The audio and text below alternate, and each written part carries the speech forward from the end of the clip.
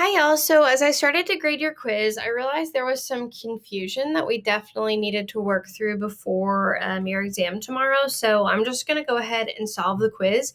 And that way, you know what I mean when you read the feedback that I'm giving you on your quiz. So, the first question was to label these, and your label options were this was box 1, this was box 2. Most people have gotten this right so far. If you haven't, I stopped halfway through grading to do this just so that I made sure that I had time. So if you haven't got your grade back, don't worry, you will before the day is over. But so this is what we had: box 1, box 2, box 3, box 4, and you're supposed to label it the nucleophile, the substrate, your options were nucleophile, electrophile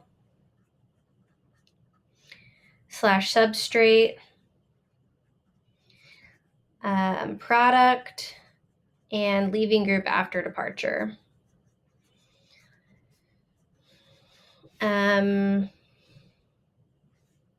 These are separate. Okay, so for box 1, I would say this is the substrate, or also called the electrophile. I did see some people who also put the leaving group before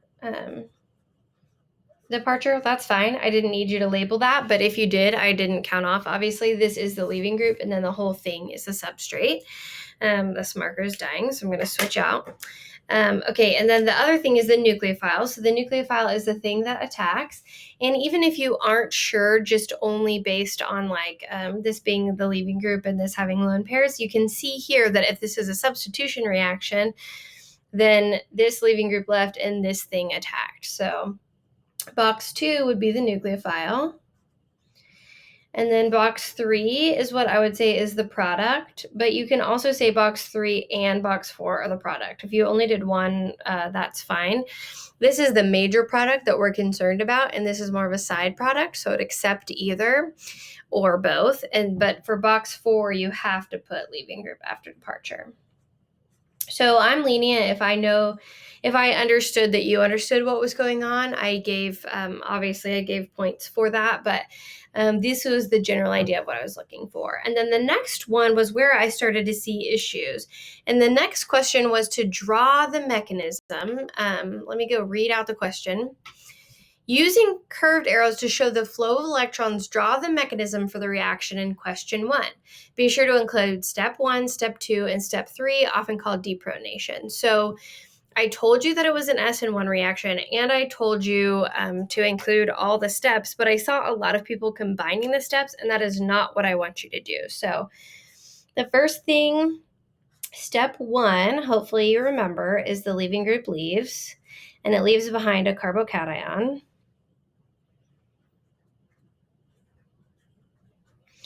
So the curved arrows, the appropriate curved arrows for this would be to show that this bond breaks and the chlorine is taking those electrons. So the 2 electrons that had made up this bond right here are going to hang out with the chlorine, and a carbocation is left behind. So this is step 1, carbocation left behind plus chlorine. So step 1, leaving group leaves. And then separately in step 2, the nucleophile attacks. So you can redraw your carbocation out if you want, or you can draw the nucleophile attacking your carbocation. I don't care. But I saw some people drawing the nucleophile attacking at the same, the nucleophile as if I saw some people draw the nucleophile come in here. And if you draw that, that is actually an SN2 reaction, and it indicates that it's all happening at once. So that's not correct. You have to draw out the separate steps. You have to draw the carbocation intermediate, and then you can draw the nucleophile attacking. So this is the nucleophile. So the lone pair right here comes in and attacks. So we have our oxygen. One lone pair is left behind. The other lone pair, this lone pair right here, made up this bond. The hydrogen is still attached, and then the ethyl group is also still attached. So now this must be positively charged because, if an oxygen has 6 valence electrons, it only has 3 bonds and 2 electrons, then the total unformable charge is +1. So that's step 2. Step 2 is often called the nucleophile attacks. And then step 3, sometimes people say step 3 isn't a real step, but step 3 is deprotonation. And you can redraw your substrate if you want to or your product if you want to with the positive charge on here. But you have to draw a base taking that proton, or you have to draw your other product. It doesn't matter what deprotonates, but something in your solution has to deprotonate to give you your neutral product. So I like to draw base because as an organic chemist, if I had an extra proton, I would just add a little base until we got to a neutral pH of 7. And then I would know that this had gotten deprotonated. So I'll usually just draw like base, like I'm adding base in, and then it'll deprotonate it. But I did see people who, one thing I saw is they would just say like, they would draw the arrow like this. That's not correct. You can't draw the hydrogen just leaving. Curved arrows don't show the flow of atoms, they show the flow of electrons. So you have to show the lone pair from the base coming in and attacking that proton. So really work on drawing all 3 separate steps, or if it's an SN2, know the difference. And the mechanism for an SN2 would have the nucleophile, we'll say it's OCH3 minus. These, that's negatively charged, will come in and kick out all at once so that you do get your OCH3 attached here. So I think that the mechanism for SN2 is a little bit easier to draw, but you will have a mechanism question either SN1 or SN2 or E1 or E2. So you really need to practice drawing those mechanisms, and you need to really understand how the electrons flow and how to represent how they're flowing in order to do well on your upcoming exam and into OChem 2. Okay, so that was question 2. The next question, question 3, was for the following SN1 reaction, that was question 1 again. Question 3 was, for the following reaction, indicate if it would proceed by SN1 or SN2. Draw the product. So I didn't make you draw the mechanism, but it's always good to practice drawing the mechanism. So it was a chair that looked like this. There was an equatorial methyl over here and an axial bromo over here. And then we had OMe minus and MEOH as the solvent. It's not a really good solvent. Probably DME or chloroform or acetone even would be better solvents. Okay, so first we have to tell if it goes by SN1 or SN2. So I'm looking at this, and it's strong, so SN2. That's the first part of the question. And then the next part of the question is draw a product. So I personally can't draw the product without drawing the mechanism. So for me, I would draw this OMe coming in and attacking right here, and then this bromine leaving. And one thing that's important to remember for SN2 reactions is that means that it does the backside attack, right? So the stereochemistry of this, the methyl doesn't change, but now this methoxide that attacked is actually going to move into the equatorial position. And we talked about how the transition state looks like, I always draw this wrong, like this. This is a dashed line. And the one leaving group, the leaving group is leaving and the nucleophile is attacking. And so because of that, this has electron density all around it. They wouldn't be able to be on the same side. It doesn't attack like this, where the leaving group and the nucleophile are coming in on the same side. They come in on the opposite side. So the way that looks, if I were to draw the transition state here, we have, this is in the plane of the page, we have a hydrogen. So I would probably draw the leaving group leaving from here and the methyl attacking from this side, or the methoxide, sorry. And then the hydrogen would be mid-shift going from equatorial to an axial position. So you can still see kind of how it pushes it over. And we had a very similar question like this on your recitation where it went from the bromine being here and the hydrogen down to I think the methoxide attacked on the bottom side and the hydrogen had been pointed up as a result of an SN2 reaction. So you need to really consider that. So I saw people swapping it out for the OME, and I would give some partial credit for that, but then they weren't doing it in the right stereochemistry. Okay, and then question 4 was for each of the following molecules, indicate if there are 1 or 2 possible products from the elimination reaction. So how I approach a question like this is I identify the beta hydrogens.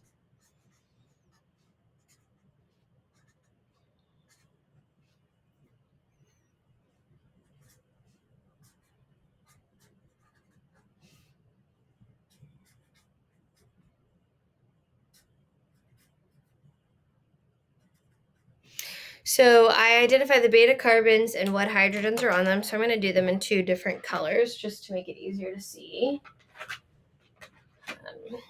So here's one beta and here's another. Here are all the beta carbons on here. There's 3. Oh, I didn't draw the leaving group on the second one. There's a beta here and here. I still didn't draw this leaving group right. It's bromine. And then for this chlorine, this is the alpha carbon. So there's one here and here. Okay, so I've identified all the beta carbons. Now I'm going to draw the hydrogens in. I'm just going to draw 1 hydrogen on each one because only 1 hydrogen could be taken. So if the elimination process happened, if the nucleophile came and attacked this one, these electrons would go here and this leaving group would leave, or if the nucleophile attacked this one, the electrons would go here. The nucleophile would take the proton, the electrons would go here, or the leaving group would leave. So let's draw those 2 possible products. So this is our kind of basic structure with the leaving group having left. You'll either get the so this is carbon 1, 2, 3, and 4. 1, 2, 3, 4. 1, 2, 3, 4. So the leaving group is left carbon 3. So we'll either get a double bond between carbon 2 and 3, or we'll get a double bond between carbon 3 and 4. So I didn't ask here if there were, we hadn't learned yet about EZ nomenclature. And I didn't want to confuse you about cis-trans, so I did not expect you to be able to identify that. I just wanted you basically to know if there were 2 different options so that you could start looking for Hoffman versus Zaitsev, and there are. This one has the alkene. I mean, really, if we numbered it, it would be 1, mama eats peanut butter, butene. And this one, if we numbered it properly, would be 2 butene. So obviously, there are 2 possible different answer choices from here. Now, I'm going to do the same thing on this one. The answer choice. I said obviously. It's obvious now that I draw that out. So the answer for this one is 2.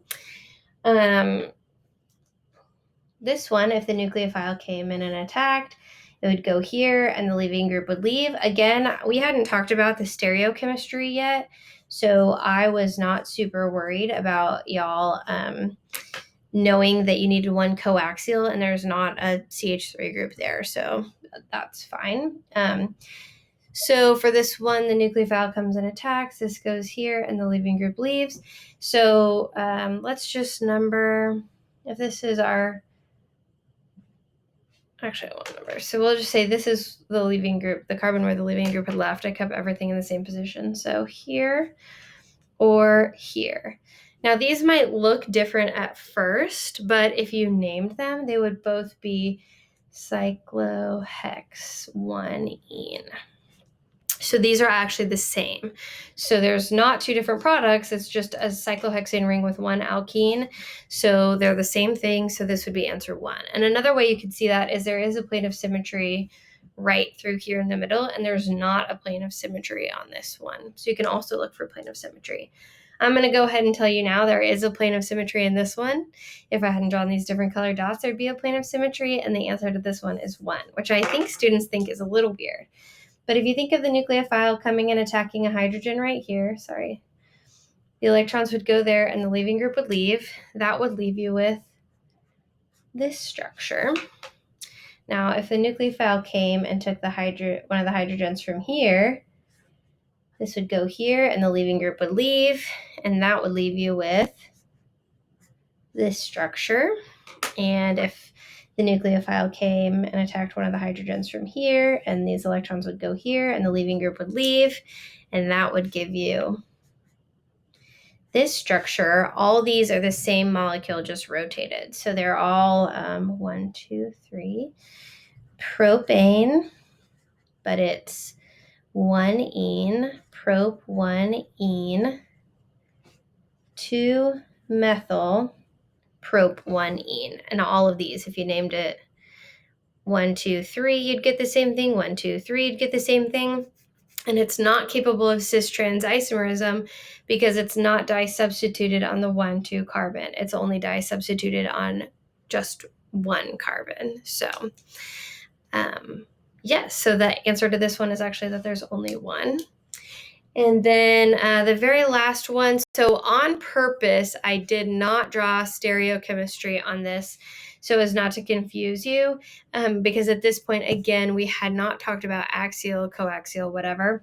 So if you were doing this now, I would say assume, I would have you draw the hydrogen in the coaxial position, but we didn't know about that yet. So actually, this one would have been a wedge the way I have it drawn. But you didn't know about that yet. I hadn't introduced that topic to you yet, so I wasn't worried about that. But the nucleophile would come, attack, and fill in here, and the bromine would leave, and then you would get a double bond right between these two, and the methyl group would still be there. Or if it went to the other side, your methyl group is still here. We made it a wedge, although that wasn't on your quiz because I wasn't testing you for that. Your nucleophile would come and attack and fill in there, and you get your double bond here. So these are 2 different structures. So the answer on this one is 2. And you'll notice I kept the stereochemistry here because there's still a hydrogen. So this is still a tetrahedral atom, but here this is only sp2 hybridized. It's not tetrahedral, it's trigonoplanar, so you don't need to draw the stereochemistry. So this is the answer for this. You can also, of course, look for a plane of symmetry. Here, there's not a plane of symmetry, right? That bromine's not reflected across, so that doesn't work out. Here, there is a plane of symmetry. It cuts right through the bromine and this methyl, and these reflect across each other. Plane of symmetry here, no plane of symmetry here. This is actually even a chiral center, though I didn't draw the stereochemistry. So that's just something to be practicing. And you can also even go one step further and ask yourself which one of these is Hoffman versus Zaitsev. So this more substituted stable one is Zaitsev. These, there's not a Hoffman versus Zaitsev. It's the same. These, there's not a Hoffman versus Zaitsev. This more substituted one, this is the Zaitsev.